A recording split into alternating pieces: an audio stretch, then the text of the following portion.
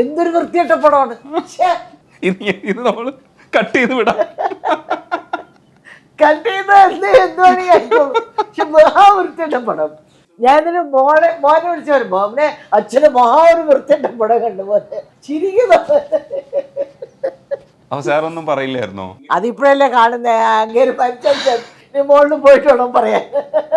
നമ്മൾ ഈ അവളുടെ രാവുകളെ കുറിച്ച് പറയുമ്പോൾ പറയാതെ വിട്ടുപോകുന്നൊരു സംഗതിയുണ്ട്. ചേച്ചി റെയിൽവേ സ്റ്റേഷനിലേക്ക് ഓടിപ്പോകുമ്പോൾ ഒരാളുടെ മേത്ത് തട്ടിയിട്ട് കമല് ചോദിച്ചു വാങ്ങിച്ചു കമല്. അപ്പോ അതെന്താ എന്നെ എടുക്കാത്ത ഈ പടത്തിൽ ശശിന്ന് ചോദിച്ചു വാങ്ങിച്ചു പുള്ളി. ചേച്ചി അത് ശരിക്കും എനിക്ക് തോന്നിയിട്ടുള്ളത് ടോണി ജാ എന്ന് പറഞ്ഞിട്ട് സ്റ്റണ്ടൊക്കെ ചെയ്യുന്ന ഒരു മനുഷ്യനുണ്ട്. അയാളുടെ പടത്തിൽ ഈ ജാക്കി ജാൻ ഒറ്റ സീനിൽ വരുന്നുണ്ട്. ആണോ? നിങ്ങൾക്കറിയോ എന്നെ ആദ്യം എൻ്റെ മേക്കപ്പ് ടെസ്റ്റ് ഇട്ടത് ശിവാജി ഗണേശനാണ്. ചേച്ചി ഓൾമോസ്റ്റ് എല്ലാ സിനിമകളിലും കോട്ടയം ശാന്തി ചേച്ചിയാണ് മിക്കവാറും. വോയിസ് സിമിലാരിറ്റി സത്യത്തിൽ അന്നേ ഉണ്ടായിരുന്നോ? ഉണ്ടായിരുന്നെന്നാണ് ഞങ്ങൾക്ക് തോന്നണേ. പക്ഷെ മേലിൽ ഇത്തരം ആളുകളെ ഈ വീട്ടിൽ കയറ്റിയാൽ ഇതായിരിക്കില്ല അനുഭവം. അതും ചേച്ചിക്കൊരു കറേജ് തന്നെയല്ലേ അന്ന് അങ്ങനെ ആർട്ടിസ്റ്റിനെ കിട്ടിയത്. ചിലതിലൊക്കെ ഭയങ്കര ബോൾഡായിട്ട് ചെയ്യാൻ പറ്റിയിട്ടുണ്ട്. ഞാൻ പറഞ്ഞില്ലേ ഈ സൊസൈറ്റി ലേഡി പോലെയുള്ള ഇല്ലെങ്കിൽ ആംഗ്ലോ ഇന്ത്യൻ വേഷം. സുകുമാരി അമ്മ ഏതൊക്കെ ഡ്രസ്സ് ഇട്ടാൽ യോജിക്കുമോ അതെല്ലാം ചേച്ചിക്ക് ഇട്ടാലും യോജിക്കും. പക്ഷെ ചേച്ചി വളരെ ഈസി ആയിട്ടാണ് ഇത് ചെയ്തതെന്ന് പറയുമ്പോൾ എനിക്കറിയില്ല, ഞാൻ അങ്ങനെ ചെയ്തു പോന്നു. ഇത്രയും സിമ്പിൾ ആയിട്ട് പറഞ്ഞാൽ പറ്റൂല. എന്താ ശശിക്ക് വേറെ പണിയൊന്നുമില്ല, ഇതിനെയൊക്കെ വിളിച്ചോണ്ട് വന്നിരിക്കുന്നു ഈ പടത്തിൽ അഭിനയിക്കാൻ എന്ന് പറഞ്ഞിട്ട് പോവും. എൻ്റെ കാതിൽ കേൾക്കും ഞാൻ.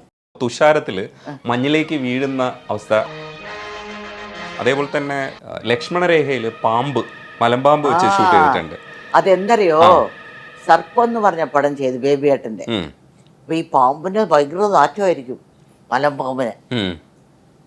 അവര് അയ്യോ ചേട്ടാ എന്തിനാട്ടാ എന്നെ ഇങ്ങനെ ഇതാക്കുന്നത്, അതിനെ തൂക്കണം, ഭയങ്കര വെയിറ്റും കൂടിയാണ് അതിന്. അതെൻ്റെ ഫ്രണ്ടാണെന്ന് ഞാൻ പറഞ്ഞു. ചേട്ടാ ഭയങ്കര കാറ്റ് കേട്ടോ ചേട്ടാ ഇങ്ങനെ പറയും ഞാൻ. അഭിനയിക്കുന്നത് എൻ്റെ ഫ്രണ്ടാണ്. ഞാൻ പറഞ്ഞു നല്ല ഫ്രണ്ട് എനിക്ക് വേറെ ആരും കിട്ടിയില്ല നിങ്ങൾക്ക് ഇങ്ങനെ അഭിനയിക്കും. അപ്പം എനിക്ക് ഒരു ഇതുണ്ടായിരുന്നു, ഇതിൻ്റെ ഒരു സീക്രട്ട് ഉണ്ടായിരുന്നു. ലക്ഷ്മണ രേഖയിൽ വന്നപ്പോൾ ശശിയേട്ടൻ പറഞ്ഞു ഇതെൻ്റെ മുകളിൽ പാമ്പ് കയറി. അങ്ങനെ എന്തുവാ ശശിയേട്ടൻ പറയുന്നത്? അതെൻ്റെ ഒരു ഇതാണ്. ഞാൻ പറഞ്ഞു എന്തിൻ്റെ ഇതാണ്? ഇതെനിക്ക് മനസ്സിലാവില്ല എന്നാണ്. ഞാൻ എന്ത് ചെയ്ത് വേഗം ഒരു നൈലക് സാരി എടുത്തു. എനിക്കറിയാം പാമ്പ് വീഴും എന്നുള്ളത്. കേറാൻ പറ്റില്ല. ഇങ്ങനെ ഒരു സാരി കൊടുത്തോണ്ട് പോയി. ഇതാകുമ്പോൾ കേറുന്നു പുതുക്കുമെന്ന് പറയും വീഴും, കേറ് പുസ്കുമെന്ന് പറഞ്ഞാൽ നീ എന്തോന്നത്? ഞാൻ പറഞ്ഞു ഞാനെന്ത് ചെയ്തു ഒന്നുമില്ല, അത് കേറുന്നില്ല എന്ന് പറഞ്ഞ് ഞാൻ എന്ത് നോക്കും. പാമ്പ് കേറാൻ പറ്റുന്നില്ല, പാമ്പിന് സിൽക്ക് സാരി ആയതുകൊണ്ട് വീഴുന്നു. ഞാൻ മനഃപൂർവ്വം കൊടുത്താണിത്. അത് ശശിയുടെ കെട്ടിട്ട് മുകളിൽ നിന്ന്.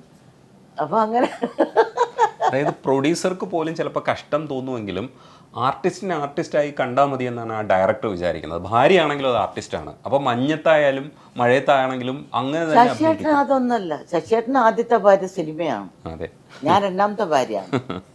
പുള്ളിക്ക് ആദ്യത്തെ ഭാര്യ സിനിമ വിട്ട് ഒരു കളി ശശിയേട്ടനില്ല. Cinema cinema cinema cinema.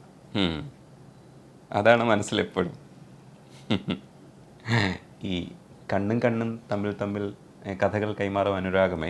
നമ്മളിപ്പോഴും ഇപ്പോൾ ജയൻ സാറിൻ്റെ സിനിമകൾ എടുക്കുന്ന സമയത്ത് പല സിനിമകളിലും നമ്മൾ പാട്ടുകളൊക്കെ തെറ്റായിട്ടൊക്കെ മനസ്സിലാക്കുന്നുണ്ട്. പക്ഷേ ഈ പാട്ട് നമ്മൾ സീരിയസ് ആയിട്ട് തന്നെ അത് ഇപ്പോഴും മനസ്സിൽ കൊണ്ട് നടക്കുന്നുണ്ട്. പക്ഷെ ആ സിനിമയ്ക്ക് വേറെ കുറേ പ്രത്യേകതകളുണ്ടായിരുന്നു. Dialogues may be we are coolies not barkers എന്ന് പറയുന്ന സാധനമുണ്ട്. ഇത്തരത്തിലുള്ള കുറേ ഡയലോഗ്സും എന്നാൽ അതേ സമയത്ത് തന്നെ സീമ ചേച്ചിയുടെ ക്യാരക്ടറിനും എല്ലാ ക്യാരക്ടേഴ്സിനും അതിനകത്ത് ഇമ്പോർട്ടൻസ് ഉണ്ട്. ഇത് അന്നത്തെ കാലഘട്ടത്തിൽ ഇത്തരത്തിലുള്ള കുറേ വലിയ സിനിമകളുടെ പ്രത്യേകതയായിരുന്നു. അതെനിക്കിപ്പോഴും അത്ഭുതപ്പെടുന്ന ഒരു കാര്യം എന്ന് പറഞ്ഞാൽ ഇത്രയും ആർട്ടിസ്റ്റിനെ വെച്ചിട്ടും ആ റിസ്ക് എടുത്തിട്ടും സൂപ്പർ ഹിറ്റുകൾ ഇങ്ങനെ തുടർച്ചയായിട്ട് വന്നുകൊണ്ടിരുന്നു. അതല്ലേ പറഞ്ഞ ആദ്യത്തെ ഭാര്യ സിനിമയാണെന്നല്ല ഞാൻ പറഞ്ഞപ്പോ ശശിയേട്ടന് ആദ്യത്തെ വരെ സിനിമയാണ്. അത് കഴിഞ്ഞിട്ടേ ഉള്ളൂ ബാക്കി ഏതൊന്നും. ഈ കഥ കേൾക്കുന്ന അവസരത്തിലൊന്നും ചേച്ചി അവിടെ ഒന്നും പോയിരിക്കുവോ? കഥയെ കേൾക്കൂലല്ലോ. ഇത് കഥാപാത്രം ഇത് ചെയ്യണം അത് ചെയ്യണം അതേ അത്രേ ഉള്ളൂ. അല്ലാതെ കഥയൊന്നും പറഞ്ഞ് ഇതൊന്നും ഇതാക്കൂല. ഒരു നടി കഥ അയക്കാൻ പറഞ്ഞപ്പോൾ സൗകര്യം ഉണ്ടെങ്കിൽ ചെയ്താൽ മതി, ഇല്ലെങ്കിൽ വിട്ടേക്കുന്നു. ഇതാണ് ശശിയേട്ടൻ. പിന്നെ നമ്മൾ വിശ്വസിച്ച് ശശിയേട്ടൻ്റെ പടം അഭിനയിക്കാം, നമുക്കൊരു ഫിനിഷിങ് ഉണ്ടാവും അതിന്. ചേച്ചിക്ക് ക്യാരക്ടേഴ്സ് ഒരുപാട് കിട്ടിയപ്പോൾ 2-3 സിനിമകളിൽ സീമ എന്ന പേരിൽ തന്നെ അഭിനയിക്കാൻ പറ്റി. ഇപ്പോൾ നാടോടിക്കാറ്റിൽ അത് സീമ, അതെ, എൻ്റെ വീട്ടിലല്ല വന്നിരിക്കുന്നത്. പിന്നെ 2 സിനിമകളുണ്ട്, ചിരിയോ ചിരിയോ. ചിരിയോ ചിരിയിലും സീമ എന്നായിരുന്നു പേര്. ഇനി ഒരു പടം കൂടെ ഉണ്ട്, സിന്ദൂര സന്ധ്യയ്ക്ക് മൗനം. അതേപോലെ ചേച്ചിക്ക് വ്യത്യസ്തമായ കഥാപാത്രങ്ങൾ ചെയ്യാൻ കഴിഞ്ഞു എന്ന് പറയും പോലെ യക്ഷിയായിട്ട് അഭിനയിക്കുക ഇത് എല്ലാവർക്കും നടക്കണമെന്നില്ല. അപ്പോൾ ലിസയിലും കരിമ്പൂച്ചയിലും ഒക്കെ ചേച്ചി ഉണ്ടായിരുന്നു.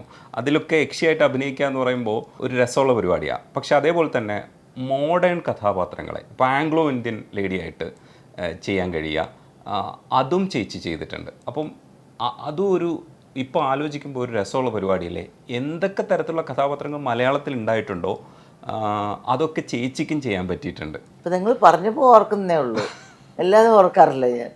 ഒന്നും അങ്ങനെ ഒരു സെർച്ചിങ് ഒന്നുമില്ല. ചേച്ചി 233ഓളം പടങ്ങളാണ് എൻ്റെ അറിവിലുള്ളത്. 35ഓളം എന്നൊക്കെ നമുക്ക് പറയാൻ പറ്റും. ഇത്രയും പടങ്ങളുണ്ട്. അതിൽ 190ഓളം സിനിമകൾ മലയാളത്തിലാണ് ചെയ്യിക്കുന്നത്. ബാക്കി ഇപ്പോൾ 26 മറ്റോ തമിഴിൽ, അങ്ങനെയാണ് അതിൻ്റെ ഒരു കണക്ക് പോകുന്നത്.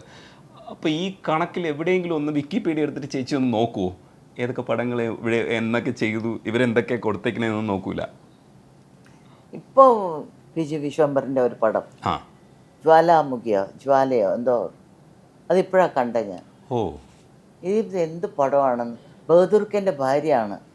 ഞാൻ ആദ്യം ചെയ്യില്ല എന്നൊക്കെ പറഞ്ഞത്. ഈ എന്ത് കഥയാണ്, എന്തിനാണ് ഞാൻ അഭിനയിച്ചെന്നുള്ളത് ഇപ്പോഴാണ് നോക്കിയത് ഞാൻ, ഒരു മാസത്തിന് മുമ്പ്. അടിപൊളി. അതാണ് കാര്യം. ചേച്ചി അർച്ചന ടീച്ചർ മധു സാർ എന്ത് ധൈര്യത്തിലിട്ടോ എന്നെ ദൈവത്തിനറിയാം. എൻ്റെ ഒരു ലൈഫിലൊരു ചേഞ്ച് അതാണ് അർച്ചന ടീച്ചർ.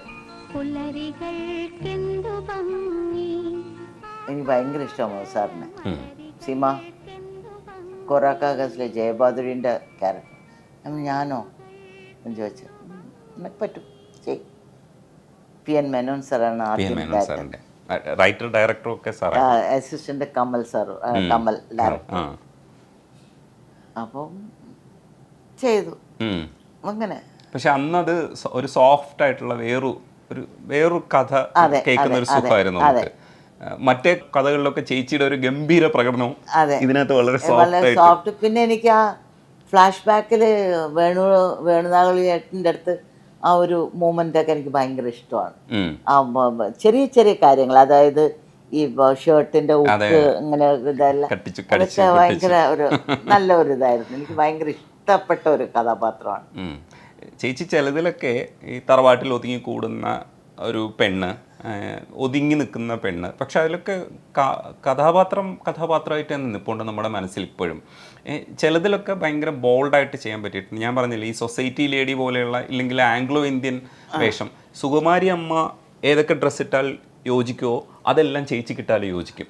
എന്നിട്ട് ആ ഒരു ഡ്രസ്സിങ് പാറ്റേൺ നോക്കുമ്പോൾ ചേച്ചിക്ക് ഏതും, സാരി ഉടുത്തത് നമ്മൾ നേരത്തെ പറഞ്ഞതുപോലെ മോഡേൺ ഡ്രസ്സിലും ചേച്ചിക്ക് അതേപോലെ ആയിരുന്നു ചേച്ചിയുടെ. ഒന്നാമത് ഞാൻ അഭിനയിച്ചതിൻ്റെ മുമ്പ് എല്ലാവരും ഡുവേറ്റ് പാട്ടിന് പോലും പിഗൊക്കെ വെച്ചിട്ടാണ് ചെയ്യുന്നത്. അപ്പം ഇതൊക്കെ മാറ്റിയത് ശശിയേട്ടനാണ്. ശശിയേട്ടൻ പറയും, നീ മുടി അഴിച്ചിട്ട് ഇത് വിഗൊന്നും വയ്ക്കാതെ. എനിക്ക് ഹാപ്പി, അഴിച്ചിട്ട് ഒരു തൊപ്പി വെച്ചിട്ട് പോകും. ഇതാണ് എൻ്റെ സോങ്. അപ്പം അങ്ങനെ ഒരുപാട് നല്ല കാര്യങ്ങൾ ചെയ്തിട്ടുണ്ടെന്നുള്ളത് എൻ്റെ വിചാരം, എനിക്കറിയില്ല. അടിപൊളി. നമ്മൾ ഈ അവളുടെ രാവുകളെ കുറിച്ച് പറയുമ്പോൾ പറയാതെ വിട്ടുപോകുന്നൊരു സംഗതിയുണ്ട്.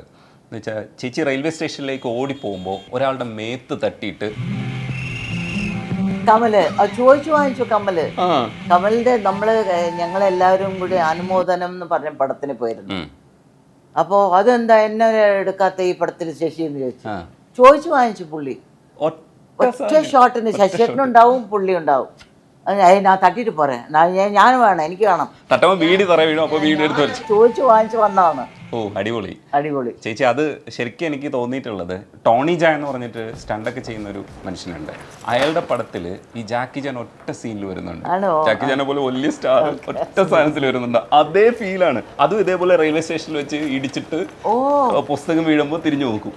ഈ സീനിന്റെ അതേ ഒരു സാധനമാണ്. പക്ഷെ പുള്ളി ഇത് ചോദിച്ചു വാങ്ങിച്ചാണ്. പുള്ളി എനിക്ക് അഭിനയിക്കണം എന്തോന്നു, എനിക്ക് ബിക്കോസ് എൻ്റെ ഒരു ഗുരുവാണ് കമലഹാസൻ.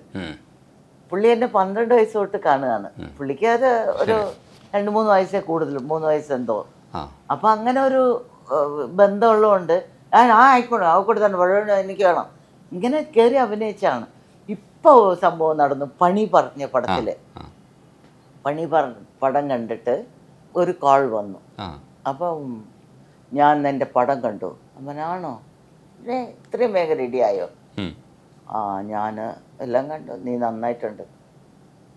ഞാൻ ചോദിച്ചത് ആരപ്പോൾ? ഞാൻ ചോദിച്ചു മുഴുവനും പടം കണ്ടോ? മുഴുവനും കണ്ടു. അതിലെ വിളിച്ച് അവൻ ആരാന്ന് പറഞ്ഞാൽ കൊള്ളാമെന്നുണ്ട്. നിനക്കെന്താ എൻ്റെ ശബ്ദം മനസ്സിലാവുന്നില്ലേ? അവന് ശരിക്കും ആവുന്നില്ല. എൻ്റെ പേര് കമലഹാസൻ എന്ന് പറയും. ഞെട്ടി എണീറ്റ് കിവിരുന്നു. ഏതൊക്കെ ചക്കരേ എങ്ങനെ വിളിക്കുന്നത്? വെച്ചാൽ ചക്രമായ എന്ത് പറ്റിയെന്ന് ചോദിച്ചു. എന്താ നിനക്ക് എൻ്റെ വോയിസ് മനസ്സിലാവത്തത്? ഞാൻ പറഞ്ഞു നീ വേറെ ഏതോ ഭാഷയിലാണ് സംസാരിച്ചത്. അല്ല, ഞാൻ എൻ്റെ ഭാഷയിലാണ് സംസാരിച്ചത്. എനിക്ക് കമലിൻ്റെ വോയിസ് അറിയാമല്ലോ. ഇങ്ങനെ ഭയങ്കര ഇതിൽ സന്തോഷം.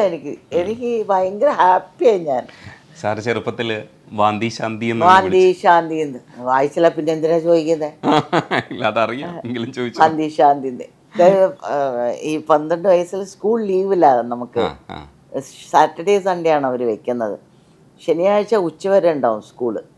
ഉച്ചയ്ക്ക് ശേഷമാണ് 4 മണി 5 മണിക്ക് ആകുമ്പോൾ റിഹേഴ്സൽസിന് പോകും.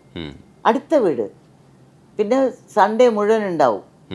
ഈ സൺഡേ എൻ്റെ അമ്മയ്ക്ക് എപ്പോഴും വയറിളകാൻ കൊടുക്കും. അപ്പോൾ ഇത് ഇങ്ങനെ അമ്മ ഒരു കയ്യിൽ ചൂറിലുണ്ടാവും, ഒരു കയ്യിൽ പഞ്ചസാര ഉണ്ടാവും, താഴെ കടുക്കയും ഉണ്ടാവും. ഇത് കഴിക്കണം. അമ്മയ്ക്ക് നിർബന്ധമാണ്. അമ്മ ഡാൻസ് ഉണ്ട്, അമ്മ നീ എവിടെ വേണമെങ്കിൽ ഇപ്പോൾ കഴിച്ചിട്ട് പോകുന്നു. അവിടെ പോയി എനിക്ക് കൊമട്ടും. അതെന്തിനാ അത് ചെയ്യിപ്പിക്കണേ? എൻ്റെ അമ്മേൻ്റെ അടുത്ത് ചോദിക്കണം, ചോദിച്ചിട്ട് പറയാം. അപ്പോൾ അമ്മയ്ക്കിത് നിർബന്ധമാണ്. ഇത് എൻ്റെ മോക്കും കൊടുത്തോണ്ടിരുന്നു. അത് മോഹൻ മാത്രം രക്ഷപ്പെട്ടു, പാവം. അപ്പം അങ്ങനെ ഇപ്പം ഈ റൗണ്ടൊക്കെ ഇങ്ങനെയായി. അങ്ങനെയാന്ന് പറയുമ്പോൾ നമ്മൾ നിനക്ക് വാന്തിയാ വരത്തെ ഉൻ പേരെന്നാ? ശാന്തി. അതാ വാന്തി എടുത്തിട്ടിരിക്കാം. ഇതിങ്ങനെ വന്നതാണ്. അങ്ങനെ വാന്തി ശാന്തി ആയതാ. ഇപ്പോഴും പുള്ളി വാന്തി ശാന്തി എന്നാ. എന്നിട്ട് ഈ പടം കഴിഞ്ഞ് കണ്ടെന്ന് പറഞ്ഞില്ലേ, പിറ്റേ ദിവസം ഒരു ബൊക്കയൊക്കെ ആയിട്ട് എൻ്റെ ശാന്തി കുട്ടിക്ക് എന്ന് പറഞ്ഞിട്ട് ഒരു മെസ്സേജ് ആയിട്ട് ആ ബൊക്കെ അയച്ചിരിക്കുന്നു. ഈ ശശി സാറിൻ്റെ സിനിമകളിൽ ഒരുപാട് ബോൾഡ് ക്യാരക്ടേഴ്സ് കണ്ടിട്ടുണ്ട്. ഇപ്പോൾ ഇതാ ഇവിടെ വരെ എനിക്ക് ഭയങ്കര ഇഷ്ടമുള്ള ജയഭാരതി ചേച്ചി ചെയ്തതാണ്. അതിനകത്ത് ഒടുവിൽ അവർ പറയുന്ന ഒരു പഞ്ച് ഡയലോഗുണ്ട്. അവസാനം അവളെ കെട്ടിക്കോളാന്ന് സോമൻ സാറ് പറയുന്ന സ്ഥലത്താണ് ആ പഞ്ച് ഡയലോഗ് പറയുന്നത്. ഇങ്ങനെ ഒരുപാട് നല്ല കഥാപാത്രങ്ങളെ സൃഷ്ടിക്കാൻ പറ്റിയിട്ടുണ്ട്. ഈ പ്രൊഡക്ഷൻ ചെയ്യുന്ന സമയത്ത് അപ്പോഴും കുറച്ച് ഈ ടെലിവിഷൻ പ്രൊഡക്ഷനാണോ ഡ്രോബാക്ക് വന്നതെന്ന് എനിക്കറിയില്ല. ഞാനത് കേൾക്കുമ്പോൾ ടെലിവിഷനാണ് ഡ്രോബാക്ക്. ഞങ്ങൾക്ക് ഒരു പ്രശ്നമില്ല. നാടോടിക്കാറ്റും ഗാന്ധിനഗർ സെക്കൻഡ് സ്ട്രീറ്റും ഒക്കെ ചെയ്തത് നിങ്ങളുടെ പ്രൊഡക്ഷൻ. ഞങ്ങൾ 5 പേര് ചേർന്നത്. അതായത് മമ്മൂക്ക, മോഹൻലാൽ, ശശിയേട്ടൻ, സീമ, കൊച്ചുമോൻ. ഇപ്പൊ ഗാന്ധിനഗർ സെക്കൻഡ് സ്ട്രീറ്റിൽ ഭയങ്കര രസമുള്ള ഒരു ക്യാരക്ടറാണ്. നമ്മൾ ഈ അർച്ചന ടീച്ചർ പറഞ്ഞതുപോലെ. അതെ, നല്ല റോളാണ്. നല്ലതായിരുന്നു. ഭയങ്കര സുഖമുള്ളൊരു ക്യാരക്ടർ. സത്യേട്ടൻ്റെ തന്നെ ഇനിയൊരു പടം ചെയ്തു, ഗായത്രി ദേവി എൻ്റെ അമ്മ. ആ പടം കണ്ടിട്ടുണ്ടോ? ഞാൻ എവിടെയോ ഇങ്ങനെ കണ്ടു, പക്ഷെ ഇപ്പൊ ഓർമ്മയില്ല. കഥ പറഞ്ഞാൽ എനിക്ക് ഓർമ്മ വരും. കഥ പറഞ്ഞ അങ്ങനെ ഇപ്പൊ കഥ കേൾക്കണ്ട, കണ്ടാ നല്ല കഥാപാത്രമാണ് അത്. ഞാൻ അന്ന് എപ്പോഴോ കണ്ടിട്ടുണ്ട്, ഇപ്പം ഈ ഇടയ്ക്ക് കണ്ടു ഞാൻ. നല്ലൊരു പടമായിരുന്നു. അനിമോൻ്റെ അടുത്തും പറഞ്ഞു കാണുമോനെ. അത് കഴിഞ്ഞിട്ട് ഗാന്ധിനഗർ സെക്കൻഡ് സ്ട്രീറ്റ്. അങ്ങനെ ഒരു സത്യേട്ടൻ്റെ കൂടി ചന്ദ്രേട്ടൻ, സത്യേട്ടൻ ഇവരൊക്കെ ഞങ്ങളൊക്കെ ഒരു ടീമാണ്. 10-29 പടം ചെയ്തിട്ടുണ്ട്. പി ചന്ദ്രകുമാറിൻ്റെ പടം. അങ്ങനെ എനിക്ക് സത്യേട്ടൻ്റെ കൂടി അഭിനയിക്കുമ്പോൾ ഒരു ഡയറക്ടറാണ്. അങ്ങനെ സത്യരാജ് ഇങ്ങനെ ഭയങ്കര ചട്ടമ്പയായിരുന്നു അതൊക്കെ. അപ്പോൾ നായകന്മാർ ഒരുപാട് പേരുണ്ട്. എനിക്ക് തോന്നുന്നു 10-20 നായകന്മാരുടെ കൂടെ, അതായത് സ്റ്റിൽ അവരെല്ലാം വലിയ ഹീറോസ് ആയിരുന്ന സമയത്ത് തന്നെ ചെയ്യാൻ പറ്റി. ഒരു ഘട്ടത്തിൽ എനിക്ക് തോന്നുന്നു 79 മുതൽ 88-89 കാലഘട്ടം വരെ 89 വരെ ചേച്ചി തന്നെ മൊത്തം ക്യാരക്ടേഴ്സിലെയും ഏറ്റവും ടോപ്പിൽ നിന്നിട്ടുണ്ട് ചേച്ചി.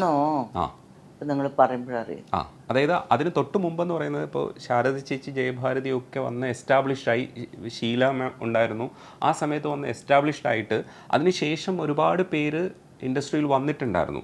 അപ്പോഴും എക്സിസ്റ്റ് ചെയ്യുന്നുണ്ടായിരുന്നു സീമയുടെ ഒരു തരത്തിലൊരു സ്റ്റാർഡം, ഇന്ന് നമ്മളങ്ങനെ വിളിക്കുന്നതാണ്. പക്ഷെ ആ സമയത്തൊക്കെ ഇങ്ങനെ ത്രൂ ഔട്ട് പടം ചെയ്തിരുന്നു. ഇത്രയും വർക്ക് ചെയ്താൽ ഇത്രയും പടം ഇങ്ങനെ വർക്ക് ചെയ്യാൻ പറ്റുള്ളൂ. കാരണം എല്ലാം ലെജൻസിൻ്റെ കൂടെയാണ് ചെയ്തേക്കുന്നത്, എല്ലാം വലിയ സംവിധായകരാണ്, വലിയ തിരക്കഥാകൃത്തുകളാണ്. അപ്പോൾ ഒരുപാട് ശ്രമിച്ചിട്ടുണ്ടാവും, ഒരുപാട് ചേച്ചി ഹെക്റ്റിക്കായിട്ട് വർക്ക് ചെയ്തിട്ടുണ്ടാവും. വർക്ക് എങ്ങനെയായിരുന്നു ചേച്ചിക്ക്? ലോഡായിട്ടായിരുന്നു ഫീൽ ചെയ്തിരുന്നത്? ഇല്ല ഇല്ല ഇല്ല, അങ്ങനെ ഒരു ഫീലിംഗ് വന്നിട്ടേ ഇല്ല. എനിക്ക് വർക്ക് ചെയ്യണം, ജോലി എടുക്കണം. എനിക്ക് ഭയങ്കര ഇഷ്ടമാണ്. എനിക്ക് ഇതിൽ കിട്ടുന്ന ഇതൊക്കെ ഒരു ഭാഗ്യമാണ് സിനിമ എന്നുള്ളത്. ഇപ്പം നിങ്ങളും ഇവിടെ ഇരിക്കുന്നത് സിനിമ അല്ലെങ്കിലും സിനിമേൻ്റെ പോലെയാണ് ഉള്ളത്. അത് നിങ്ങളുടെ ഒരു ഭാഗ്യമാണ്. അത് എല്ലാവരും കിട്ടുന്നതല്ല. ക്യാമറമാനും ഇരിക്കുന്നു, ക്യാമറമാൻ്റെ ആ പൊസിഷനിൽ ഇരിക്കുന്ന ഒരു ഭാഗ്യമാണ് അത്. ഇതിൻ്റെ ഉള്ളിൽ അത് കിട്ടാത്തവർക്കാണ് ചേച്ചി പഴം പുളിക്കും എന്നുള്ളത്. അപ്പോൾ അത് എൻ്റർടൈൻ ചെയ്ത് തന്നെ ചെയ്തുകൊണ്ടിരുന്നോ? ഇപ്പൊ ആദ്യം ചേച്ചി വരുമ്പോൾ സിനിമയെക്കുറിച്ച് അറിയില്ല, സാറ് പറഞ്ഞതൊക്കെ അതേപോലെ ചെയ്തു. പക്ഷെ അത് കഴിഞ്ഞിട്ട് ചേച്ചിക്ക് അറിയാമല്ലോ. അല്ല, അറിയില്ല. എന്തറിയോ, ഞാൻ ഇങ്ങനെ ആവുന്നുള്ളത് എനിക്കറിയില്ല. ഞാൻ ഇത്രയും സീമയാവും, ഇങ്ങനെ ഇത്രയും പടങ്ങൾ വരും, ഇതൊന്നും ഞാൻ പ്രതീക്ഷിച്ചില്ല. അതിനെക്കുറിച്ചുള്ള ആ ഒരു തലയിൽ അത് കയറ്റിയിട്ടുമില്ല ഞാൻ. മനസ്സിലായോ? അങ്ങനെ വരുന്നു, ഞാൻ ചെയ്യുന്നു, അഭിനയിച്ചുകൊണ്ട് പോകുന്നു, അങ്ങനെ ഒരു ഈസി ആയിട്ടാണ് എടുത്ത ഞാൻ. ഈസി എന്നുള്ളത് എന്നെ ഈസി ആക്കിപ്പിച്ചു ദൈവം. അതുപോലെ എൻ്റെ കൂടെ അഭിനയിച്ചവരും എല്ലാവരും കൂടി ഫ്രീ ആയിരുന്നു, നല്ല ഹാപ്പി ആയിട്ട് സന്തോഷമായിട്ട്. എൻ്റെ കൂടെ അഭിനയിക്കുമ്പോൾ ആർക്കും ഒരു ടെൻഷൻ ഉണ്ടാവില്ല. അപ്പം വന്നത് ഈവൻ ജയേട്ടൻ തന്നെ, അയ്യോ അവള് വരുന്നോ തലവേദന, അവള് എന്തേ പറയുള്ളൂ, ഭയങ്കര ബാലായിരുന്നു. അപ്പം അങ്ങനെ ഒരു സന്തോഷത്തിലാണ് പോയിക്കൊണ്ടിരുന്നത്. അല്ലാതെ ഇതൊരു ചുമതലയാണ്, ഇതൊരു ഭാരമാണെന്നുള്ളത് ഞാൻ കരുതിയിട്ടേ ഇല്ല ഇതേവരെ. ഈവൻ സ്റ്റിൽ ഇപ്പോഴും അത് എൻ്റെ സംസാരത്തിൽ നിന്ന് നിങ്ങൾക്ക് മനസ്സിലായി കാണും. പക്ഷേ നമ്മളിപ്പോൾ ഉള്ള നടിമാരൊക്കെ ഇത്തരത്തിലുള്ളൊരു അവസ്ഥയിലേക്ക് എത്തണമെങ്കിൽ അവർ ഒരുപാട് ഹോംവർക്ക് ചെയ്യേണ്ടി വരും, ഒരുപാട് തരത്തിൽ ട്രൈ ചെയ്യുന്നുണ്ട്, ഒരുപാട് പഠിക്കുന്നുണ്ട്. ഓരോ പ്രാവശ്യം അവർ ഇങ്ങനെ ഡെവലപ്പ് ചെയ്യാൻ വേണ്ടിയിട്ട്, സിനിമയ്ക്ക് വേണ്ടിയിട്ട് തന്നെ ഡെഡിക്കേറ്റഡ് ആയിട്ട് നിൽക്കാറുണ്ട്. പക്ഷേ ചേച്ചി വളരെ ഈസി ആയിട്ടാണ് ഇത് ചെയ്തതെന്ന് പറയുമ്പോൾ ഭയങ്കര അത്ഭുതം. അതൊന്നും അറിയില്ല, പ്ലീസ് ചുമ്മാ ഒന്നും പറയാൻ വെക്കരുത്. ഞാനത് ഇങ്ങനെ പ്രിപ്പയർ ചെയ്തതെന്ന് എനിക്ക് അറിയാം. അതൊക്കെ ഓരോരുത്തരും ഓരോ സ്റ്റൈലാണ്, ചേച്ചിയുടെ ഉള്ളിലുണ്ടത്. എനിക്കറിയില്ല, ഞാൻ അങ്ങനെ ചെയ്തു പോന്നു, ഇത്രേ ഉള്ളൂ. അങ്ങനെ ചെയ്തു, ഇത്രയും സിമ്പിളായിട്ട് പറഞ്ഞാൽ പറ്റൂല. അങ്ങനെ ചെയ്തുകൊണ്ട് പോന്നു, അത്രേ ഉള്ളൂ. അല്ല, പക്ഷെ എങ്കിലും ചെറിയൊരു ഒബ്സർവേഷൻ വേണ്ടേ ചേച്ചി? ഇത് നമ്മൾ ഓരോ ക്യാരക്ടേഴ്സും ചേച്ചി ചെയ്തിരിക്കുന്ന ഓരോന്നാണ്. അപ്പം അതിനകത്തൊരു മിനിമം ഒബ്സർവേഷൻ ഇല്ലാതെ ആ സാധനം എങ്ങനെ കാണിക്കുമെന്നുള്ളതാണ്. എനിക്കറിയില്ല എന്ന്, അത് വന്നു പോകുന്നു, അത്രേ ഉള്ളൂ. ഇവരൊക്കെ പറയും, അതേപോലെ അങ്ങ് ചെയ്യും. കരയാൻ പറയുമ്പോൾ കരയും, കരയാതിരിക്കാൻ പറഞ്ഞാൽ കരയാതിരിക്കും, ചിരിക്കാൻ പറഞ്ഞ് ചിരിക്കും. പക്ഷെ അങ്ങനെയൊന്നും ഈസി ആയിട്ട് പറയരുത് കേട്ടാ, എന്നെ കളിപ്പിക്കണേണല്ലേ. ഞാനെന്തിനാ നിങ്ങളെ കളിപ്പിക്കുന്നത്? ഉള്ള സത്യവും പറയുന്നേ. ഇപ്പൊ പണിയിൽ തന്നെ ഒരു ഡയലോഗ് ഉണ്ട്, അവന്മാരെന്ന് എൻ്റെ കൈ കിട്ടും, ചതച്ചേക്കണം, ഇത്രേ ഉള്ളൂ. അപ്പം നമ്മൾ പലതും പറയാം. അപ്പം ജോയി സാർ പറഞ്ഞു, ചേച്ചി അങ്ങനെ ഈസി അങ്ങ് പറഞ്ഞാൽ മതി. ചോദിച്ചു എങ്ങനെ വേണം? അവന്മാരെ എൻ്റെ കൈ കിട്ടും, ചതച്ചേക്കണം, ഈസി ആയിട്ട് പറഞ്ഞേ, യാതൊരു എക്സ്പ്രഷനും പാടില്ല. അത് ചേച്ചി തന്നെ ഡബ് ചെയ്തതാ? ഞാൻ തന്നെ ഡബ് ചെയ്തു. അപ്പോൾ 2-3 ചെയ്ത് കാണിച്ചപ്പോൾ ഇത് മതി ചേച്ചി. പുള്ളി നല്ല സപ്പോർട്ടായിരുന്നു. ഇപ്പോൾ നമ്മൾ പോകുന്നത് നമ്മളുടെ സ്വന്തം ചെയ്യുന്നതിനേക്കാളും അവരുടെ ഡയറക്ടറുടെ മനസ്സിൽ എന്താ ഉള്ളതെന്നുള്ളത് കാണിക്കുന്നതാണ് നമ്മളുടെ ചുമതല. നിങ്ങൾക്ക് എന്ത് ആവശ്യമുണ്ടോ അത് നമുക്ക് കൊടുക്കണം. അല്ലാതെ നമ്മളുടെ ഇഷ്ടത്തിന് നമുക്ക് ചെയ്താൽ അവരുടെ ഫീലിംഗ് പോവും. ശശിയേട്ടൻ ഇത് പഠിപ്പിച്ച ഒരു ലെസണാണ് എനിക്ക്, സ്കൂളാണ്. ശശിയേട്ടൻ്റെ സ്കൂളിൽ നിന്ന് പഠിച്ചതാണത്. നീ എന്ത് ചെയ്യണം അത് ആദ്യം ഉള്ളിൽ വാങ്ങിക്കുക. വാങ്ങിച്ചത് 2-3 പ്രാവശ്യം ഇതെന്താ ഇത് ഇങ്ങനെ ചെയ്യും. അത് സ്കൂളാണത്. അത് പഠിപ്പിച്ചപ്പോൾ നമ്മൾ ചെയ്യുന്നു, അത്രേ ഉള്ളൂ. ഈ ശശി സാറിന് ചേച്ചിയുടെ ഇഷ്ടപ്പെട്ട സിനിമകളിൽ ഒരിക്കൽ വാർത്തയെക്കുറിച്ച് പറഞ്ഞിട്ടുണ്ട്, വാർത്ത ഇഷ്ടപ്പെട്ട സിനിമയാണെന്ന് പറഞ്ഞിട്ടുണ്ട്. വേറെ ഏതൊക്കെ സിനിമയാണ് ശശി സാറിന് ഇഷ്ടമുള്ളത്, ഇല്ലെങ്കിൽ ചേച്ചിക്ക് ഇഷ്ടമുള്ള ഏതൊക്കെ പടങ്ങളാണ് അങ്ങനെ പറയാൻ പറ്റുന്ന ഇത് കൊള്ളാം ഇത് കൊള്ളാം എന്നൊക്കെ പറയുന്ന രീതിയിൽ? എനിക്ക് ഒരുപാട് പടങ്ങൾ ഇഷ്ടമാണ്, ഒരുപാട് പടം. ഇവൻ അവളുടെ രാവുകൾ, രാജി നോക്കാത്തൊരു, എൻ്റെ റിംഗ് ടോണും അതാണ്, രാഗേന്ദു കിരണങ്ങളാണ്. അടിപൊളി. ചേച്ചിക്ക് ഒരുപക്ഷെ നളിനി ജമീല സെക്സ് വർക്കറായിരുന്നു, റിയലി ജീവിച്ചതാണ്. പക്ഷേ നളിനി ജമീലിൻ്റെ ജീവിതമൊന്നും ചേച്ചിക്ക് അറിഞ്ഞൂടായിരുന്നു ആ സമയത്ത്. ഇപ്പോഴും അറിയാമോ എന്ന് എനിക്ക് അറിഞ്ഞൂടാ. അവരിതേപോലെ ഒരു ഫൈറ്റ് ചെയ്തിട്ടുള്ള ഒരു ലേഡിയാണ്. അതായത് സെക്സ് വർക്കേഴ്സിൻ്റെ ഉന്നമനത്തിന് വേണ്ടിയിട്ട് പ്രവർത്തിക്കാൻ വേണ്ടിയിട്ട് സംഘടിപ്പിക്കപ്പെട്ട ഒരാളും കൂടിയാണ്. അത് സംഘടനാ സംവിധാനത്തിലേക്ക് കൊണ്ടുപോയി. കന്യാകുമാരി ജില്ലയിലാണ് ഉള്ളത്. എപ്പോഴത്തെ കാര്യമാണ്, ഈ കാലഘട്ടത്തിൽ ജീവിച്ച ഒരാളാണ്, ഇപ്പോഴും ജീവിച്ചിരിപ്പുണ്ട്. അപ്പോൾ അവളുടെ രാവുകളിൽ ആളുകളുടെ അടുത്ത് ആരുടെ അടുത്തൊക്കെ പോകുന്നു എന്നൊക്കെ ഉള്ളത് ആ ക്യാരക്ടർ ശരിക്കും ചൂസ് ചെയ്യുന്നുണ്ട്. അതൊരു ബോൾഡ്നെസ് ആണ്. ഇന്നയാൾ വേണ്ട. അതേപോലെ തന്നെ അയാളുടെ പ്രണയമുള്ള ഒരാളോട് അയാൾ പറയുന്നുണ്ട്, എൻ്റെ ശരീരം മോഹിച്ച് വരുന്ന ആളായിട്ട് വരരുതെന്ന് പറയുന്നുണ്ട്. അതൊക്കെ എനിക്ക് തോന്നുന്നു ഈ കാലഘട്ടത്തിലും പ്രസക്തമായിട്ടുള്ള ഒരു ക്യാരക്ടറാണ്. ആ ക്യാരക്ടറൊക്കെ എഴുതിയവരോട് നമുക്ക് ഭയങ്കര നന്ദിയാണ് തോന്നുന്നു ആ സിനിമകളെ കാണുമ്പോൾ. അത് ഭയങ്കര രസമായി. ചേച്ചി എന്തുകൊണ്ടാണ് ആ സിനിമ ഇപ്പോഴും ആഗ്രഹിക്കുന്നത്? ഒരുപക്ഷെ ചേച്ചിയുടെ ഫസ്റ്റ് ബ്രേക്ക് ആയതുകൊണ്ടാണോ? ആയിരിക്കാം, മേ ബി ആയിരിക്കാം. അതിൻ്റെ വർക്ക് നടന്നുകൊണ്ടിരിക്കുമ്പം ഒരുപാട് പ്രൊഡ്യൂസേഴ്സ് വരും, വന്നിട്ട് ശശിയേട്ടനെ ചീത്ത പറയും. ഈ ഒരു പടത്തിന് ഇതിനെ കൊണ്ടിട്ടിട്ട് തലവേദന പിടിച്ചതിനെ, ഞാനൊരു കുരങ്ങ് കുട്ടീനെ പോലെ മുകളിൽ, അത് ഈ ഫൈറ്റ് എടുക്കാൻ ഈ ബെഡ് ഇട്ട് വെച്ചിട്ടോടെ അതിൻ്റെ ബെഡിൻ്റെ മുകളിൽ കയറി ജനലിൻ്റെ പുറത്തിരിക്കും ഞാൻ. അങ്ങനെ നോക്കും, ഇതിനെയൊക്കെ പോയി എന്താ ശശിക്ക് വേറെ പണിയൊന്നുമില്ല, ഇതിനെയൊക്കെ വിളിച്ചുകൊണ്ട് വന്നിരിക്കും ഈ പടത്തിൽ അഭിനയിക്കാൻ, എന്താണാവോ എന്ന് പറഞ്ഞിട്ട് പോവും. എൻ്റെ കാതിൽ കേൾക്കും ഞാൻ. ഇങ്ങനെയാക്കും. എൻ്റെ ടെൻഷൻ മുഴുവനും ഈ പടത്തിൽ അഭിനയിക്കുന്നതുകൊണ്ട് എനിക്ക് ഡാൻസിന് ആരും വിളിക്കാതെ പോവുമെന്നാണ് ടെൻഷൻ, വേറെ ഒരു ടെൻഷൻ ഇല്ല. അയ്യോ ഇത് വന്നാൽ നമുക്ക് ഡാൻസ് ഇല്ലാതെ പോവുമല്ലോ എന്നൊക്കെ ഇങ്ങനെ ആലോചിക്കുമോ ഞാൻ. എൻ്റെ ചിന്ത അത് മാത്രമേ ഉള്ളൂ. ഈ ഡാൻസിൻ്റെ കാര്യം പറഞ്ഞപ്പോൾ കമൽ സാറ് അതേ സ്കൂളിൽ ഡാൻസ് പഠിപ്പിച്ചില്ലേ? ചേച്ചിയുടെ കൂടെ ഡാൻസ് പഠിച്ചിട്ടില്ലേ? അല്ല, പുള്ളിൻ്റെ മാസ്റ്റർ തങ്കപ്പ മാസ്റ്ററാണ്, എൻ്റെ മാസ്റ്റർ ചോപ്ര മാസ്റ്ററാണ്. തങ്കപ്പ മാസ്റ്ററിൻ്റെ അടുത്താണ് ഈ പറഞ്ഞ ഡാൻസ് ഞാൻ പോയത്, അടുത്ത വീട്ടില്. പുള്ളിൻ്റെ ഓഫീസായിരുന്നു അത്. അവിടെയാണ് ഡാൻസ് കളിക്കാൻ പോകുന്നത്, പഠിക്കാൻ പോകുന്നത്. അപ്പോൾ കമൽ സാർ അവിടെ ഡാൻസ് പഠിക്കാൻ വരുവായിരുന്നു. ഇത് ഒരു പടത്തിന് വേണ്ടിയാണ്, നൃത്തശാല എന്ന് പറഞ്ഞ പടത്തിന് വേണ്ടി ചെയ്തതാണ്. ഞങ്ങളെല്ലാവരും ഈ കുന്തൊന്നും അറിയാത്ത പിള്ളേരാണ്. ഈ പടത്തിലൊക്കെ ഡാൻസ് ചെയ്യുന്ന സമയത്ത് ചേച്ചിയുടെ മനസ്സിനകത്ത് ആ ഡാൻസ് ചുമ്മാ തൊഴിലിന് വേണ്ടി ചെയ്യുന്നു എന്നുള്ളത് മാത്രമായിരുന്നു, അല്ലാതെ സിനിമ എന്ന് പറയുന്നത് ഉണ്ടായിരുന്നോ മനസ്സിനകത്ത്? ഇല്ലായിരുന്നു. എനിക്ക് അങ്ങനെ ഒരു അഭിനയിക്കണം അങ്ങനെയൊന്നുമില്ല. എൻ്റെ നിങ്ങൾക്കറിയോ, എന്നെ ആദ്യം എൻ്റെ മേക്കപ്പ് ടെസ്റ്റ് ഇട്ടത് ശിവാജി ഗണേശനാണ്, പുള്ളിയാണ്. എനിക്കറിയില്ല. ഞാനൊരു ഡാൻസിന് ചോപ്ര മാസ്റ്ററിനെ കൂടി പോയിരുന്നു. അപ്പോൾ പുള്ളി ഇങ്ങനെ നോക്കിയിട്ട് പറഞ്ഞു, ചോപ്ര ഇങ്ങ വായേന്ന് പറഞ്ഞു, இந்த பாப்பா ஆக்ட் பண்ணுவோம் கொச்சு பண்ண, இந்த பாப்பா ஆக்ட் பண்ணுமான்னு கேளுன்னு പറഞ്ഞു. അപ്പം അവളെ കൂപ്പിട്ട് കേളുന്നത്. അപ്പോൾ എൻ്റെ അടുത്ത് ചോദിച്ചു, നീ ആക്ട് പണ്ടിയാന്ന് ചോദിച്ചു. അവനെ ഒന്നും അറിയില്ല എനിക്കൊന്നും. എനിക്ക് ആ പടം ഒരു 14-15 വയസ്സേ ഉള്ളൂ. വേഗം പുള്ളി ലോകനാഥൻ ഡയറക്ടറാന്ന് തോന്നുന്നു. കാലയിൽ ഞാൻ എത്ര മണി കാൾ ഷീറ്റെന്ന് ചോദിച്ചു. 7 മണിക്കെന്ന്. ശരി ഓക്കെ എന്ന് പറഞ്ഞിട്ട് പുള്ളിൻ്റെ രംഗസ്വാമിയാണ് മേക്കപ്പൻ, വിളിച്ച് 4 മണിക്ക് இந்த பொண்ணுக்கு மேக்கப் போடுங்க, நான் கரெக்டாக 6 மணிக்கு வருவேன், ரிஹர்சல்ஸுக்கு டயலாக் ஒரு 4-5 எழுதி கொடுங்க, மேக்கப் போடுங்க, போட்டுட்டு இந்த பொண்ணை ஆக்ட் பண்ண வைக்கணும்.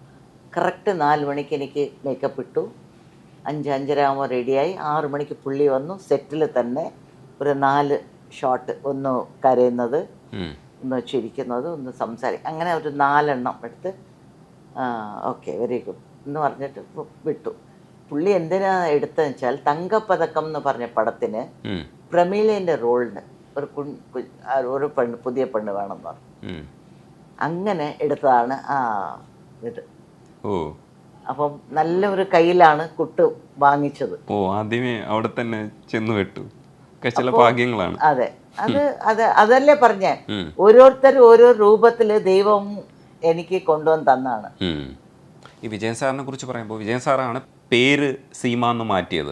അപ്പോൾ ചേച്ചിയുടെ പേര് ശാന്തി എന്ന് മാത്രമായിരുന്നു? അതെ, ശാന്തകുമാരി എന്നാണ്, ശാന്തിയാണ്. ഇപ്പോഴ് ഈ പറയുന്ന കാര്യങ്ങളൊക്കെ പറയുമ്പോഴേ, ഇപ്പോഴും പടത്തിന് പോകുമ്പോഴത്തേക്കും ഇതേ ജോളി ആയിട്ടാണോ പോവുക? ടെൻഷൻ അടിച്ചിട്ട് ഇല്ലെങ്കിൽ എന്താണ് ക്യാരക്ടർ, അങ്ങനെയൊന്നുമില്ല? ഇപ്പോഴും ടെൻഷനില്ല? ഇപ്പം ഞാൻ ഒന്ന് ടെൻഷനിലാണ് വന്നത്. ഇല്ല. ഈ സീരിയൽ വേറൊരു മുഖമാണ്. ചില സമയത്തൊക്കെ സഹായിച്ചിട്ടുണ്ട് സീരിയൽ. ഇപ്പോൾ സിനിമ ബ്രേക്ക് കഴിഞ്ഞിട്ട് നമ്മൾ ഈ പറയുന്ന പോലെ വീഴ്ചകൾ കഴിഞ്ഞിട്ടും നമ്മളെ സഹായിക്കുന്ന ചില ഏരിയാസിലൊക്കെ നമുക്ക് സീരിയൽ എന്ന് പറയുന്നത് ഡെയിലി ജോലി ഉണ്ടാവും. അതെ, അങ്ങനെ ഒരു ഇതിലുണ്ടാവും. പക്ഷെ പല സീരിയലുകളും ചേച്ചിയുടേത് ഹിറ്റായിട്ടുണ്ട്, ഭയങ്കര ഹിറ്റായി. അതെ, സൂപ്പർ ഹിറ്റായിട്ട് മാറിയിട്ടുണ്ട്. ആ ക്യാരക്ടേഴ്സ് ഒക്കെ പലതും ആൾക്കാർ ഓർത്തു വെക്കുന്ന രീതിയിൽ ഇപ്പോഴും ഓർക്കുന്നുണ്ട്. തമിഴിൽ രമ്യ കൃഷ്ണന്റെ സീരിയൽ ഒന്ന് ചെയ്തു, നാച്ചിയാർ എന്നാണ് അതിന്റെ പേര്, സുന്ദരവള്ളി നാച്ചിയാർ. ഈ നാച്ചിയാർ എന്ന ആളെ എന്നെ അറിയുന്ന എല്ലാവർക്കും, സീമ എന്ന് പറഞ്ഞാൽ അറിയുന്നില്ല. നാച്ചിയാർ അമ്മ തന്നെ ഇതെന്ന്. അതേപോലെ ഈ ഡോക്ടർ ജനാർദ്ദൻ്റെ ഒരു സീരിയൽ ചെയ്തു, അതിലും ഒരു അഡ്വക്കേറ്റായിട്ട്, അതും ഭയങ്കര ഒരു ഇതായിരുന്നു എനിക്ക്. അതുപോലെ സുഹാസിനിൻ്റെ ഒരു സീരിയൽ ചെയ്തു ഞാൻ, ഇന്ദു എന്നാണ് എൻ്റെ പേര്. അപ്പോൾ എൻ്റെ മോള് കോളേജിൽ പഠിക്കുമ്പം ഇത് സീമ എന്നൊരു ആർട്ടിസ്റ്റുടെ ഡോട്ടർ, അവളുടെ ഫ്രണ്ടിന് ഓ അപ്പടിയാ എന്ന് പറഞ്ഞു. ഇപ്പോൾ കൂടെ വെറുതെ ഒരു സീരിയലിൽ ഇന്ദുമ പൊണ്ണാണിങ്ക. ഇതാണ് വ്യത്യാസം. സീമനെ അറിയുന്നില്ല, ഇന്ദുമനെ അറിയുന്നു. ഈ അനു അഭിനയിച്ച സിംഫണി സാറ് തന്നെ ഇനിഷ്യേറ്റ് ചെയ്തതാണ്. സിംഫണി വേണ്ടത്ര ശ്രദ്ധിക്കപ്പെട്ടില്ല. ഒരു പക്ഷേ ശ്രദ്ധിക്കപ്പെട്ടിരുന്നെങ്കിൽ അനു സിനിമാ ഫീൽഡിൽ തന്നെ തുടരുമായിരുന്നു. ഇല്ല, അവള് പറഞ്ഞിട്ട് വന്നത് ഹിറ്റായാലും ഇല്ലെങ്കിലും ഈ പടത്തോട് നിർത്തുന്നു. അവള് സ്ട്രിക്റ്റ് ആയിട്ടാ പറഞ്ഞു. വേറെ പ്രൊഫഷനാണ് താല്പര്യം. അല്ല, അവൾക്ക് പഠിക്കാൻ നല്ല താല്പര്യമുണ്ട്, പഠിക്കാൻ നല്ല മിടുക്കിയാണ്. അച്ഛൻ എൻ്റെ അടുത്ത് ഇതുവരെ ഒന്നും ചോദിച്ചിട്ടില്ല, അച്ഛൻ ചോദിക്കുകയാണ്. അതെന്തറിയോ, അവളുടെ തെറ്റുമല്ല. വന്നത് ബോംബെയിൽ നിന്ന് വന്ന കുട്ടികളിൽ കാണിച്ച ഫോട്ടോ കാണിച്ചത് ഒന്ന്, വന്ന കുട്ടി വന്നു വേറെയാണ്. അപ്പം അങ്ങനെ കട്ട് ചെയ്തപ്പോൾ നെക്ക് ഓഫ് ദ മൂമെൻറ്റിലാണ് പോയത് മോള്. അച്ഛൻ ഇതുവരെ എൻ്റെ അടുത്ത് ഒന്നും ചോദിച്ചിട്ടില്ല. അച്ഛന് വേണ്ടി എനിക്ക് ഈ പടം ചെയ്യണം, മോളുടെ ഇഷ്ടം. ചേച്ചി നേരത്തെ ഡയറക്ടറുടെ പൊസിഷനിൽ നിന്ന് ശശി സാറ് സംസാരിക്കുന്നതിനെ കുറിച്ച് പറഞ്ഞപ്പോൾ, ഈ തുഷാരത്തിലും തടാകത്തിലും ഇതേപോലെ കുറച്ച് ബുദ്ധിമുട്ടുണ്ട് ഏരിയ ആയിരുന്നു, മഞ്ഞായിരുന്നു. തുഷാരത്തിൽ മഞ്ഞ് ഭയങ്കരമായിരുന്നു, പക്ഷെ തടാകത്തിൽ മഞ്ഞല്ല. ഞാനും മമ്മൂക്കയും ആ ബോട്ടിലൊക്കെ പോകുന്ന സീൻ ഉണ്ടാവും, അത് ചളിയാണ്. ചളിയിലാണ് ഈ മനുഷ്യൻ നമ്മളെ കിടത്തുന്നത്. നാറ്റവും അതും കുട്ടി വില്ലേജ് പോലെ ഒരു സ്ഥലത്താണ്. കുറേ പേര് പറഞ്ഞു ഇത് ചീറ്റ് ചെയ്യാണ്, ഇതെല്ലാം സെറ്റാണെന്ന്.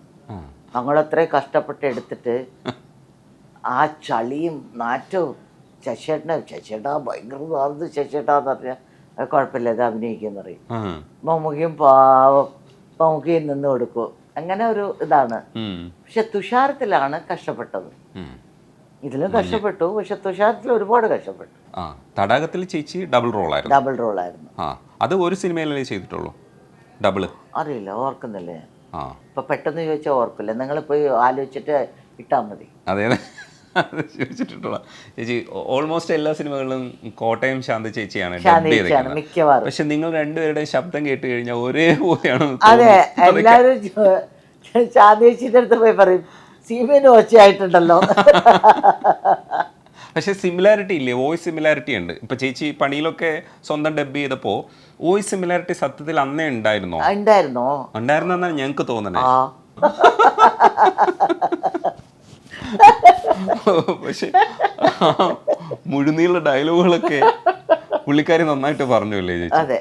അതും ചേച്ചിക്കൊരു കറേജ് തന്നെയല്ലേ അന്ന് അങ്ങനെ ആർട്ടിസ്റ്റിനെ കിട്ടിയത്. അത് യുണീക്കായിട്ട് ചേച്ചിക്ക് ഇങ്ങനെ ഒത്തിരി ഓൾമോസ്റ്റ് 99% പുള്ളിക്കാരത്തി മരിച്ചതിന് ശേഷമാണ് വേറൊക്കെ തപ്പാൻ തുടങ്ങിയത്. അതും വല്ലാത്തൊരു ഭാഗ്യമാണ്.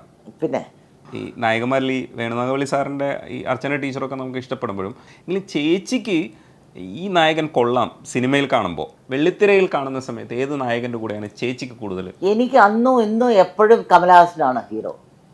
അന്നും ഇന്നും എപ്പോഴും സാവിത്രി അമ്മയാണ് ഹീറോയിൻ. ഇത് രണ്ടുപേരാണ്. അടിപൊളി. വേറെ ആരുമില്ല. എനിക്ക് കമലിനെ അത്ര ഇഷ്ടമാണ്, ഭയങ്കര ഇഷ്ടമാണ്. എന്താ എനിക്ക് മേ ബി എൻ്റെ ഗുരുവായിരിക്കുക, എൻ്റെ ഇതായിരിക്കുക, എല്ലാം എനിക്ക് കമലാണ്, എന്തായാലും കമലാണ്. കമലിനെ ഇഷ്ടമാണ്. നടിയിൽ സാവിത്രിയമ്മനെ ഇഷ്ടമാണ്.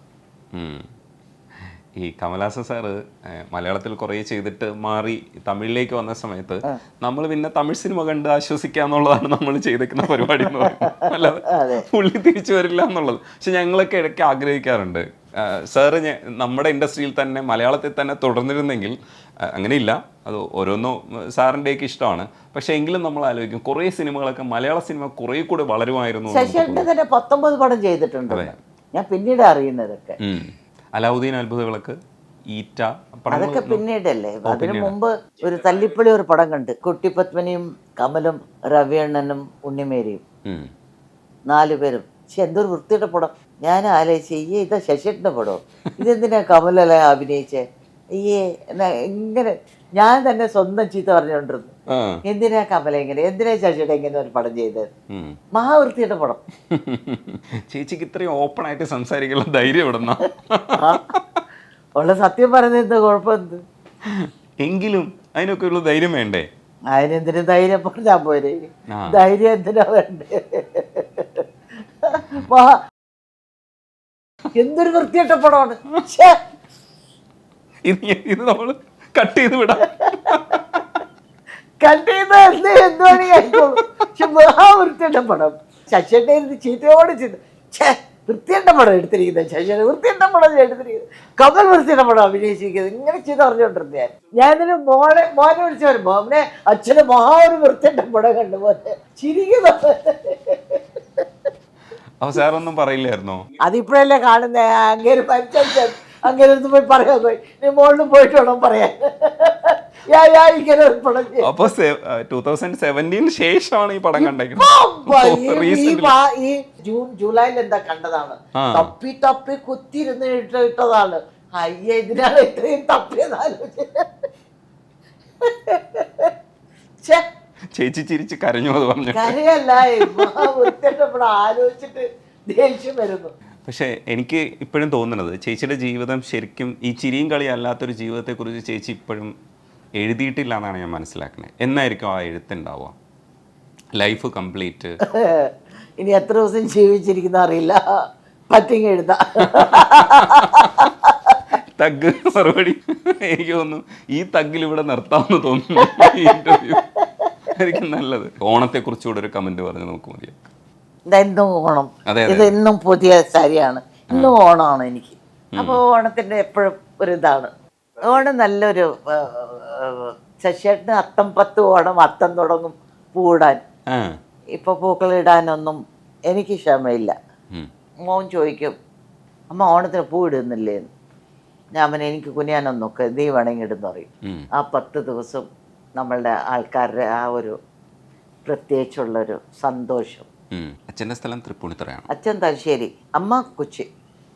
ചേച്ചി അപ്പം നാട്ടിലേക്കൊക്കെ വരുന്നത്? ഞാൻ ജനിച്ചു വളർന്നൊക്കെ ചെന്നൈയാണ്. നാട്ടിലെ എവിടെ വരാൻ? വരെയില്ല, വർക്കിന് വരും തിരിച്ചു വരും. എപ്പോഴെങ്കിലും പോയാൽ ഒറ്റ ദിവസം 2 ദിവസം ഇരിക്കും, അത്രേ ഉള്ളൂ. ചെന്നൈയാണല്ല, പക്ഷെ ഇവിടുത്തെ തിരക്കും സാധനങ്ങളൊക്കെ ചേച്ചിക്ക് ഇഷ്ടമാണ് അല്ലേ? ഞാൻ വീട്ടിൽ നിന്ന് ഇറങ്ങില്ലല്ലോ. വലിയ പാടാ എന്നെ വീട്ടിൽ നിന്ന് ഇറക്കാൻ. ഇപ്പൊ മോള് വരുമ്പോഴും വിളിച്ചു അമ്മ നന്നായി സംസാരിക്കണം കിട്ട, സൂക്ഷിപ്പോണം കിട്ട, ഇതാണ് എൻ്റെ മോളുടെ മറുപടി. ഇപ്പൊ വരുമ്പോഴും അത് വീട്ടിൽ നിന്ന് ഇറങ്ങൂല്ലേ ഞാൻ. അത് മേ ബി ഇത്രയും കൊല്ലങ്ങൾ ഈ ഫീൽഡിൽ തന്നെ ഇരുന്നിട്ട് ഇപ്പം എൻ്റെ ശരീരം ഒരു റെസ്റ്റ് ചോദിക്കുകയായിരിക്കും. എനിക്കിപ്പോൾ നല്ലോണം കഴിക്കണം, ഉറങ്ങണം. ഇവിടുത്തെ ഓണം എങ്ങനെയായിരിക്കും? ഇവിടുത്തെ ഓണം എൻ്റെ മോന് കമ്പൾസറിയാണ്. ഓണത്തിന് അശോക് സെൽവൻ എന്ന് പറഞ്ഞ നടനുണ്ട്, അവനെ വിളിക്കണം. അവനെ എൻ്റെ കെട്ടിയവൻ എപ്പോഴും ശശിയേട്ടൻ മോനില്ലെങ്കിൽ അവനെ വിളിക്കുള്ളൂ. ഇപ്പോൾ ഇന്നലെ വിളിച്ചു പറഞ്ഞു അവൻ, അമ്മ അശോകനെ വിളിക്കണം. ഞാൻ പറഞ്ഞു മോന് വരുമോ ഇല്ല അറിയില്ലല്ലോ.